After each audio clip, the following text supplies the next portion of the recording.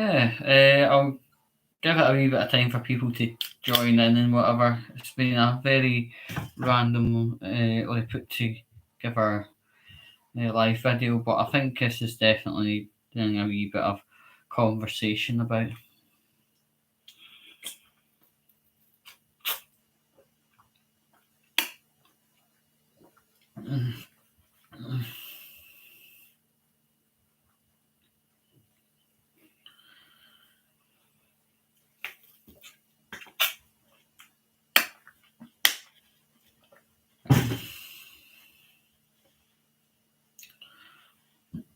It's a Monday night. Hope your first day back at work, folks, has been alright. Mine was alright.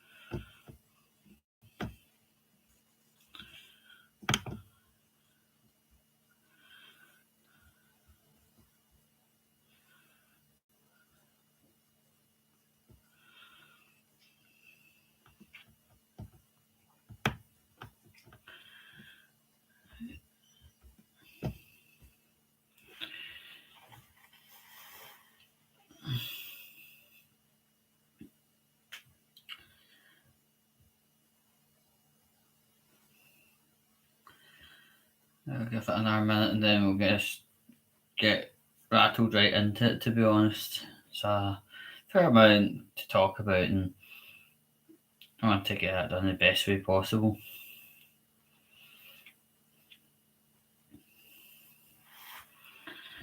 What are these wee buttons in here? Create a poll. Alright, okay.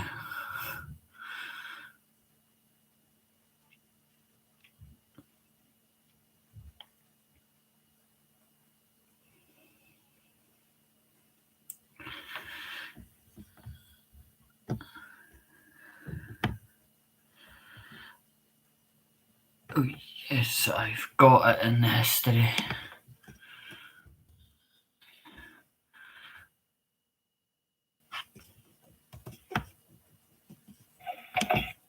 Right, okay. So if I and it's called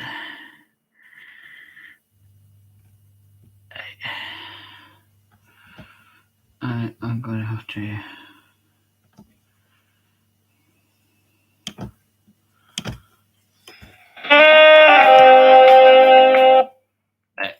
so I was just doing a wee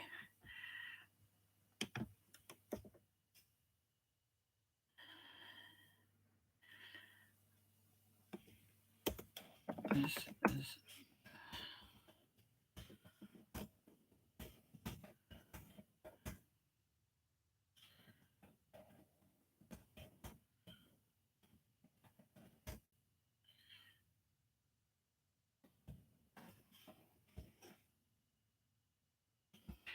right.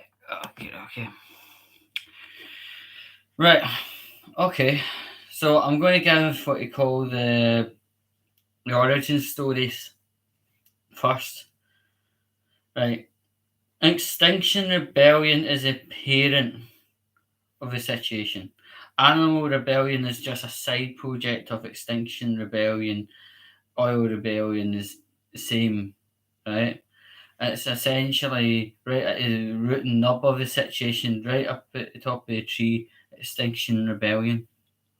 So although people would call themselves Animal Rebellion, they're calling themselves inherently Extinction Rebellion.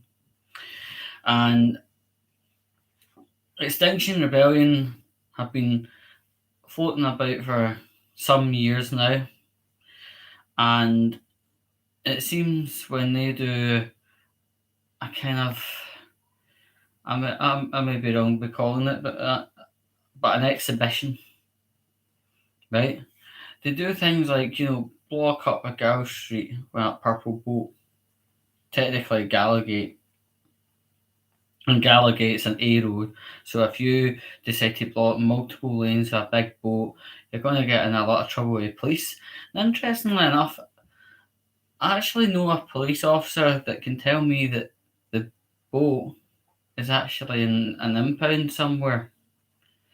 But anyway, that's a wee kind of fancy Dan bit of fact. Maybe I shouldn't have been telling it, but who gives a flying fuck? But anyway, right. So yeah, they do these things like where they stick themselves on the side of boats or the side of a train. There was one guy in London who sat up on top of a train in a form of protest, but clearly doesn't know anatomy of a train. Couldn't get at I stumbled over my words. Fucking shoot me, a cunt. But anyway, right. Anyway, right. So this guy was sitting on a train carriage, and on a lot of trains, there's a bit of the train carriage roof which dips down and houses what you call the pantograph in the electric collection facility. And he was quite close to it, but if he maybe moved a foot or two more, he would have literally exploded. 25,000 volts going through a body is not nice to watch. I've somewhat seen it myself because I'd been somebody going in front of the 25 kV line, and yeah, it was fucking disgusting. Yeah, and the guy, in the case of the guy sitting on the top of the train protesting, eventually get took off. Thank fuck. But it's there seems to be these kind of, I would call, ostentatious manoeuvres, like the boat, the train, the tram, going the road, going into libraries and painting every book in red, like blood red. Now, these stunts aren't the most newest of thing, to be fair. I'm going to have to be saying to you, not the newest, not the most original, but things have, I would say, took a really messed up turn since COVID. People walking into branches of Asda, Morrison's, Tesco, Sainsbury's, anything like that, are going into the milk aisle, going to pick up a jug of milk, uncapping it, and dousing the floor with milk. And that was Animal Rebellion and Stinky Rebellion. I mean, it's Extinction, sorry, I get these two things wrong. But ultimately, and I would say it is a stinky rebellion in that circumstance, because, like, see, when I maybe imagine this as a sports bottle of water, which is actually just imagine like something failed on the bottom and the water went flying all over to the floor. As long as I had a mop and bucket,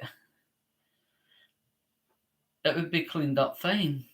And even there is that wee small percent, maybe 2.5% of that would never be picked up by a mop and pail, because it's maybe got in the small wee cracks of the floorboards, and maybe got a teeny amount of water kind of absorbed by maybe the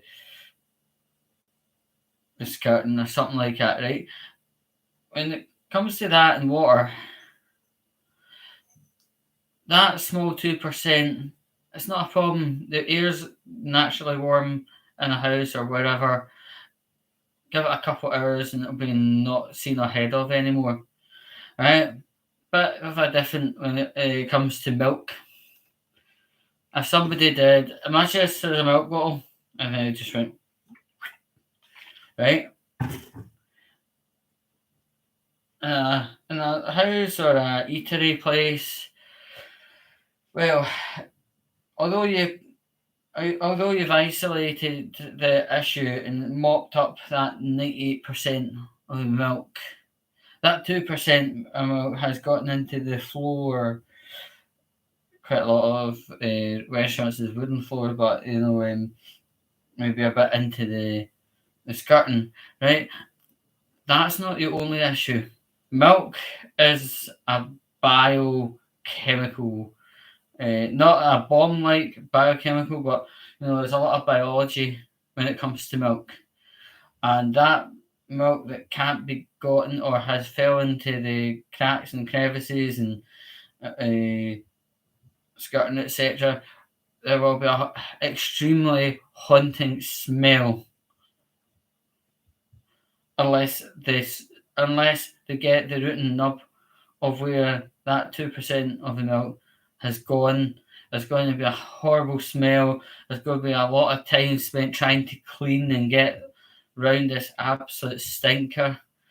And then the smell can get even more foul the longer it gets left, if you get me. And that would be a very, very stinky rebellion, definitely. But if we move temporarily a wee bit over to the latest thing, going into the dairy aisle and taking big massive blocks of cheese and fucking slinging the blocks of cheese against maybe other fridges, or going out into the street and rubbing the cheese up against the ground, like almost like some kind of weird smelly version of chalk. And it's like, what the fuck is that about? I mean, and I seen a video in London where cheese was getting chucked at traffic going by, innocent motorists, innocent people in buses, innocent people on their bikes, you name it, getting smacked. There was a guy that got smacked in the head with a block of cheese. He fell off his bike. He was bleeding, etc. Guess how many of the Extinction Rebellion, Stinky Rebellions came to help him? None. He was just left to bleed until a police car came by. Hashtag London. Hashtag care. Anyway, it was a very disturbing narrative. There was another video where they hurled cheese at the top deck of a bus window. So I tried to know what was going on inside that bus, if anybody got hurt or not. But the thing is that animal rebellion is trying to protest about the cares of animals. I mean, if you think about it, sheep, cows, all that stuff, when they're getting fed from a child upwards up to a full-grown adult, their main staple is milk. So these people that care for animals like that are actually chucking milk all over the place, vandalizing places, hurling bottles of milk at taxis. How the hell is that actually any form of care for the animal? I mean, I talked about in a previous video about the cost of milk and butter and stuff like that going higher and higher after these incidents, because shops like Sainsbury's have to contact insurance and buy in more to replace the stuff that got fucked up, essentially. But I want to talk about it in a slightly different parameter. I want to talk about it in, if you love animals so much, you wouldn't be doing that kind of thing where you're pouring milk all over aisles, pouring milk onto the street, flinging big bricks of cheese at buses. If you really care for the environment and Extinction Rebellion, you wouldn't be doing that, because that's putting people in that bus in direct peril. And it hasn't been the first person that has had it's not the first person that has been on a bus and got clocked with a brick and is brain damaged now. They've got long-term health conditions now because of flinging things at vehicles. You've got to be careful. If you care for the world and you care for animals and you do this and do that, and the next thing you've got to think, how do I keep them all safe? Now, there was not long ago, there was a less dangerous incident happen, but it does take a bit of a dangerous turn.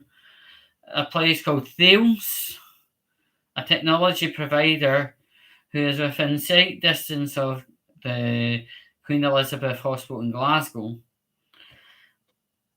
said rebellion group climbed up onto the roof of the buildings, and there was discussion, there was fire involved, and yeah, that is absolutely frightening. I mean, that was again innocent people downstairs in the offices and in the production labs and all that stuff. Do they deserve to be set alight just because of climate change? No, no, no, no, no. You know, I strongly believe that engagement works better than this. This is not action. This could even be viewed as terrorism, especially if you're trying to do stuff to Thales building, THALES building. It could be viewed as acts of terrorism. And you do not want to be charged and convicted of it, because one, the chance of you ever working again will be nil. Two, you have to end up getting a safe house out in maybe rural Perthshire where nobody even looks or whatever. And also the charges come quite hard. I mean, like, people with terrorism charges aren't allowed a passport, aren't allowed a credit score. Things are very, very, very condensed and subdued for good reason. I think, the origin story of Extinction Rebellion has never included a engagement thing before. They've never sat down and tried to maybe run engagement groups, like maybe at a local church, or they've not tried to, leaflet people in the town or your town centre or whatever. There's not been any form. It's just went from 0 to 100 in one go, right? And I think if anything, have door-to-door knocking, have trying to talk to people out in the street, have maybe an engagement evening at a church hall or a village hall or whatever it is, right? Because this form of activism is absolutely frightening. No one deserves to have milk poured pretty much right in front of him in a aisle of, let's say, Morrison's or something like it. People are not deserving of having a block of cheese go flying through a bus window. People are not deserving of having things written about them with a block of cheese on a pavement. It's all wrong. It's all very, very, very wrong. In fact, this is not engaging the public. This is actually scaring the public and turning the public's backs. Just,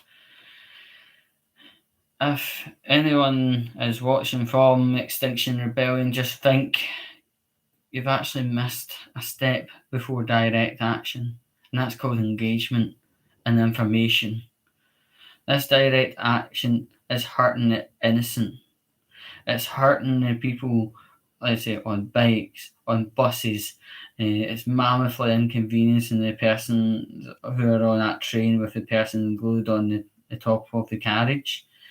there are things that are so beyond wrong, it's unreal. I mean, as I said before, if you love the animals, you'll remember that a lot of animals are breastfed milk or bottle fed milk to a certain age or whatever, and some animals eat cheese. So when you're flinging blocks of cheese at buses, pouring milk all over the aisle, you're actually denying an animal a feed.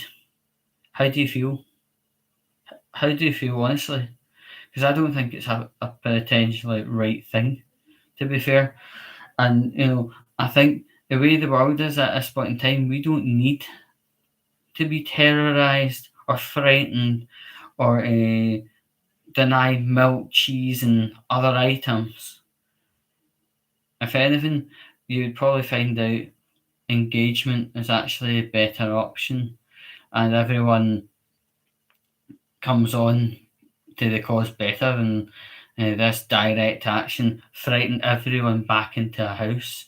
We're only just coming out of lockdown now, and there's all this behaviour that's going on in the supermarkets up and down the country. It needs to stop.